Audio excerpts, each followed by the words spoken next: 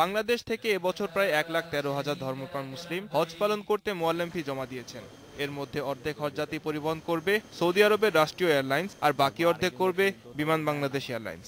কিন্তু এখনো পর্যন্ত বিমানের চূড়ান্ত হজ শিডিউল ঘোষণা হয়নি, আর এতে বিপাকে পড়েছে বেসরকারি হজ ব্যবস্থাপকদের সংগঠন হাব। যত তাড়াতাড়ি আমাদেরকে ফ্লাইট শিডিউল দিবে ততই আমাদের জন্য ভালো। আমরা ফ্লাইট শিডিউল ছাড়া কোনো রকমের হাজিদের বাড়ি ভাড়া করতে পারবো না, কারণ ফ্লাইট শিডিউল ছাড়া মদিনাতে বাড়ি ভাড়া করা সম্ভব না।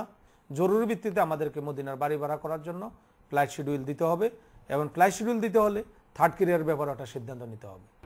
প্রতি বছরের মতো এবছরও বিমান ও সৌদিয়া ছাড়াও তৃতীয় কোনো এয়ারলাইন্সকে হাজি পরিবহনের সুযোগ দেওয়া হবে কিনা তা নিয়ে রয়েছে অনিশ্চয়তা।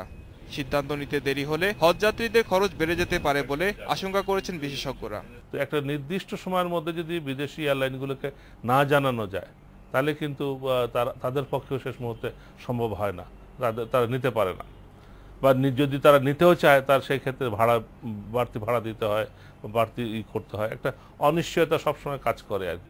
প্রতি বছর এমন অনিশ্চয়তা এড়াতে দীর্ঘমেয়াদী একটি হজ পরিবহন নীতিমালা প্রণয়ন করা প্রয়োজন বলে মনে করেন তিনি।